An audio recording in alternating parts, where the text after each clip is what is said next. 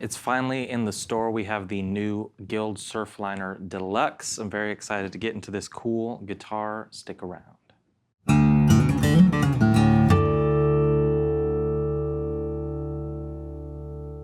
How's it going, y'all? This is Cooper Greenberg here at Alamo Music Center in San Antonio, Texas. You can find us online at alamomusic.com. If you haven't already, subscribe. What are you doing? We got like 138,000. We know there's more of you, so just hit subscribe. It'll be worth it, I guarantee. And once you do that, like the videos, comment on them, let us know what you want to see. We did do the Guild Surfliner HH, and I think a lot of people are waiting for the Deluxe because this is the new one. This is the one that I think everybody's been waiting on. So let's get into it. I'm really excited about this guitar. I talked about it a little bit in that previous video because I like the HH version. This one just has a whole different vibe and much better kind of aesthetic and feel to me personally. I got to see these at the NAMM show with some friends of mine that are working over at Guild, and they're all very excited about these guitars. I think a lot of work has been put in to kind of make something a little different than just your S, T, and J style guitars, if you know what I'm saying. So let's get into it. This is an offset body that kind of takes inspiration, as you hear in the name, from the classic surf sounds of the 60s. Guild has a long history kind of with that cool scene, something a little different in their electrics and their acoustics, kind of I think just an indie-minded, more artist's guitar. It's not what everybody plays, but those who know, they know. So the Surfliner Deluxe takes the body shape and the offset and all the contours into a little bit different kind of vibe from the HH that we talked about before. As you can see, this is an HSS configuration. So you've got two D-Armand single coils here, and then the HB2 humbucking pickup that we saw in the previous, the HH model. But definitely gives you a lot more options in terms of tone, gets you closer to that surf tone because there's not a ton of humbucker surf music. I think that's a single coil genre, so you need your single coils. Very clean, articulate, pretty sounding D-Armand single coils, and then you flip it to that humbucker, you do get the girth and the heaviness, which is pretty cool. This one is evergreen metallic. There are two other colors. They have a black metallic and a rose quartz metallic that kind of gives you that sort of shell pink vibe. And yeah, it's a good looking color, really nice finish with the pearloid pick guard. And then Guild branded everything everywhere. You got the G shield on the knobs. You got it on the Guild tremolo, which is a nice floating tremolo, kind of a jazz master style. You need it for the surf music, so it's got to be there. And then a different G shield on the neck plate. And you can see, since I turn this around, that it's a very pretty, nice satin roasted maple neck. I think roasted maple is one of those things that people have caught on to as a nice little upgrade.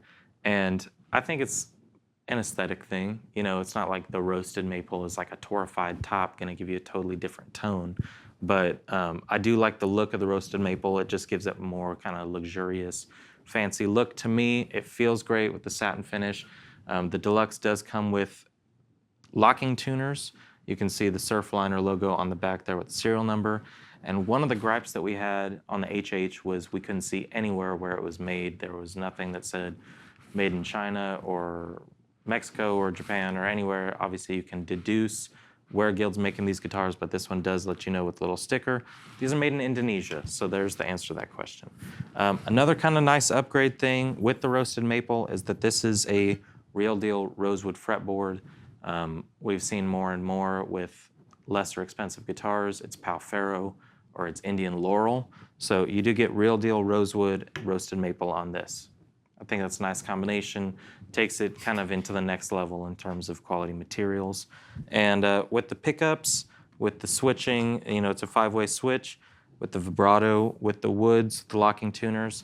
This guitar is $699, and I think it's making a compelling case against other $699 or in that realm guitars that might have less fancy appointments, let's say. I'm not digging into quality of woods here because that's way over my head a lot of the times, but I do think that when you see Indian laurel and you see a lot of plastic and cheaper tuners that aren't locking, and I just think that they're doing a couple choice things here, keeping the costs down and offering you a pretty cool, unique guitar at $699, but giving you some of the premium features, which I like.